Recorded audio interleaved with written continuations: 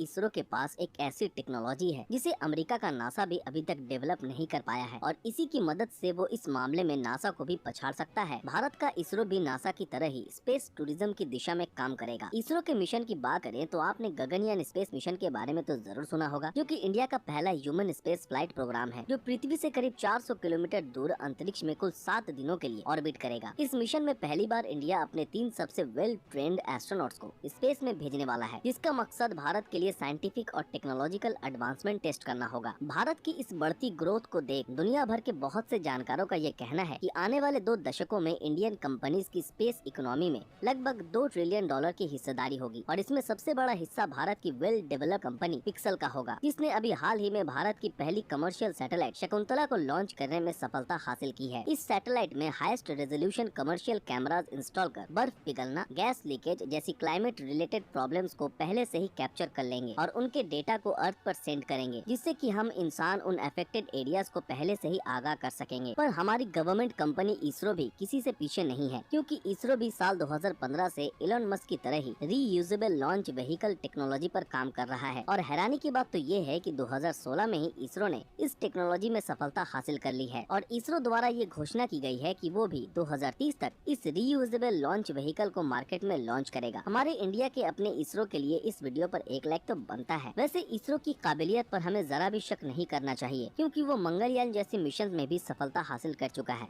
और हैरानी की बात तो ये है कि इस मिशन की कॉस्ट ऑटो रिक्शा के भाड़े से भी कम थी, क्योंकि इसरो ने मंगलयान को मार्स तक सिर्फ 7 रुपए प्रति किलोमीटर की कॉस्ट में पहुंचाया था। अब अगर किसी तरह इसरो ने स्पेस टूरिज्म का भी कोई किफायती रास्ता खोज निकाला, तब इंडिया दुनिया की बाकी बड़ी बड़ी कंपनीज के लिए एक तगड़ा कंपटीशन खड़ा कर देगा। खैर, इस मुकाम तक हम जल्द नहीं पहुँचने वाले, क्योंकि अभी इसमें हमें कई साल और लगेंगे। लेकिन मौजूदा समय में देखा जाए तो इस फील्ड में जेफ बेजोस की ब्लू ओरिजिन कंपनी मार्केट की सबसे बड़ी प्लेयर है, क्योंकि इसने पहले ही खुद का न्यू शेपर्ड स्पेसक्राफ्ट लॉन्च करके पैसेंजर्स को 10 मिनट के लिए स्पेस की राइड करवाई है, जिससे उन्हें स्पेस से अर्थ को देखने का मौका मिल गया। दोस्तों, ब्लू ओरिजिन ने इसी तरह की 5 फ्लाइट लॉन्च की है और उनसे हर एक राइड पर जाने वाले हर एक पैसेंजर से 1,60,00,000 रुपए लिए हैं, जो ये साबित करने के लिए काफी है कि स्पेस ट्रैवल सच में काफी महंगा है। वैसे जहाँ स्पेस की बात हो रही हो, तब वहाँ स्पेसएक्स का नाम आना तो स्वाभाविक बात है, क्योंकि दूसरी कंपनीज को स्पेस टूरिज्म मार्केट में एंट्री करते देख स्पेसएक्स ने भी अपने ड्रैगन स्पेसक्राफ्ट से इस मार्केट में छलांग लगा दी है और आज वो भी ब्लू ओरिजिन की तरह ही सिर्फ कुछ मिनटों के स्पेस टूर के बदले मिलियंस ऑफ डॉलर्स कमा रही है, जिसको देखते हुए आज इंडिया इन्हीं 2 कंपनीज को टक्कर देने की प्लानिंग कर रहा है। मगर इन सब में इंडिया को तभी सफलता मिलेगी जब वो न सिर्फ गगनयान मिशन को पूरा करेगा, बल्कि रीयूजेबल रॉकेट सिस्टम को भी सक्सेसफुली डेवलप कर पाएगा, क्योंकि यही 2 चीजें स्पेस टूरिज्म इंडस्ट्री के लिए मेजर रिक्वायरमेंट होंगी। गाइस, आपके मुताबिक स्पेस टूरिज्म में आज से 20 साल बाद इसरो, स्पेसएक्स और ब्लू ओरिजिन में से कौन सा कंपनी सबसे आगे होगा? कमेंट में जरूर बताएं। अभी तक हमने स्पेस टूरिज्म इंडस्ट्री के सिर्फ अच्छाई को ही देखा है, लेकिन इसका मतलब ये नहीं कि इस इंडस्ट्री से हम इंसानों को कोई नुकसान नहीं होता। बाकी दूसरी इंडस्ट्रीज की तरह ही इसकी वजह से भी अर्थ को काफी सफर करना पड़ेगा, क्योंकि ये प्रोजेक्ट अर्थ पर बहुत ही दिक्कत लेकर आएगा। अगर हम सड़क पर रोजाना चलने वाले नॉर्मल व्हीकल से होने वाले पोल्यूशन की बात करें, इससे हर साल करीब 42 लाख लोगों की मौत हो जाती है और ऐसे में एक रॉकेट लॉन्च और भी ज्यादा दिक्कत लेकर आएगा, क्योंकि एक कार के कंपैरिजन में एक रॉकेट लॉन्च करीब 8 गुना यानी कि लगभग 3 lakh kilogram carbon dioxide atmosphere में रिलीज करता है, जो हमारे लिए एक बड़ा दिक्कत है। यही नहीं, अगर हम पूरे साल के रॉकेट लॉन्चेस की तरफ नजर डालें तो ये 1000 टन से भी ज्यादा कार्बन डाइऑक्साइड एटमॉस्फेयर में छोड़ते हैं। अब आप इस बात का अंदाजा लगाओ कि इतने सारे कार्बन डाइऑक्साइड से अर्थ पर क्या असर होगा। दोस्तों, ऐसे एमिशन से निकलने वाले सॉलिड और गैसियस केमिकल्स अर्थ के एटमॉस्फेयर में मिक्स हो जाते हैं, जिसका सीधा असर स्ट्रेटोस्फेयर में मौजूद ओजोन लेयर पर होता है। इतना ही नहीं, हाल ही में हुई स्टडीज में ये बात भी सामने आई है कि रॉकेट लॉन्चेस से होने वाला पोल्यूशन बाकी सोर्सेस ऑफ पोल्यूशन से कई गुना ज्यादा है, जो हमारी हेल्थ के लिए सही नहीं है। हालांकि स्पेस टूरिज्म सिर्फ हमारी हेल्थ को ही अफेक्ट नहीं करता, बल्कि इससे अर्थ की हेल्थ भी खराब हो रही है, क्योंकि ऐसे मिशंस अर्थ की ऑर्बिट में अननेसेसरी स्पेस जंक ऐड करेंगे, जिनसे आगे काफी दिक्कतें होंगी। प्रेजेंट टाइम में देखें तो अर्थ की ऑर्बिट में अभी स्पेस मलबे के लगभग 34,000 बिगर पीसेस और लाखों स्मॉलर पीसेस मौजूद हैं, जिनके चलते वैज्ञानिकों के लिए मलबों का टक्कर एक बड़ी चिंता बन गया है, क्योंकि जितने ज्यादा पीसेस उतने ही ज्यादा टक्कर के चांसेस, और जितनी ज्यादा टक्कर ऑर्बिट ऑर्बिट में उतने ही और ज्यादा मलबा जो आगे लॉन्च होने वाले स्पेसक्राफ्ट को भी नुकसान पहुंचा सकते हैं। इसलिए आगे रॉकेट लॉन्चेस जारी रखने के लिए वैज्ञानिकों को जल्द ही इन डेब्रिज से निपटने का तरीका खोजना होगा। अब अगर हम इंसानों ने इस प्रॉब्लम का सोल्यूशन निकाल लिया तब स्पेस टूरिज्म और भी इम्पोर्टेंट और इफेक्टिव हो जाएगा, क्योंकि यही वो रास्ता है जिससे ह्यूमन सिविलाइजेशन अर्थ पर आने वाली कोई आफत के चलते किसी दूसरे ग्रह पर परमानेंटली सेटल हो सकती है। ये सुनने में काफी इंटरेस्टिंग है कि स्पेस टूरिज्म से लोग सिर्फ स्पेस के नजारे नहीं लेंगे, बल्कि धीरे धीरे वो टेक्नोलॉजी भी हासिल करेंगे जो उन्हें आने वाले समय में अर्थ पर आने वाले प्रलय से बचा सकती है। जिस हिसाब से अब स्पेस टूरिज्म इंडस्ट्री की ग्रोथ हो रही है, तब ये कहना कहीं से भी गलत नहीं होगा कि इसकी वजह से टेक्नोलॉजी की दूसरी फील्ड्स में विस्तार होगा और देखते ही देखते टेक्नोलॉजिकल डेवलपमेंट एक मैसिव स्केल पर कंपाउंड हो जाएगी, जिसके बाद हमारे जीते जी ही हम ऐसे टेक्नोलॉजीज देखेंगे जिनके बारे में हमने पहले कभी कल्पना तक नहीं की होगी। दोस्तों, आज के लिए बस इतना ही। आज का हमारा ये वीडियो आप लोगों को कैसा लगा हमें कमेंट में जरूर बताएं। अगर ये वीडियो आप लोगों को पसंद आया तो इस वीडियो को लाइक और ज्यादा से ज्यादा शेयर जरूर करें।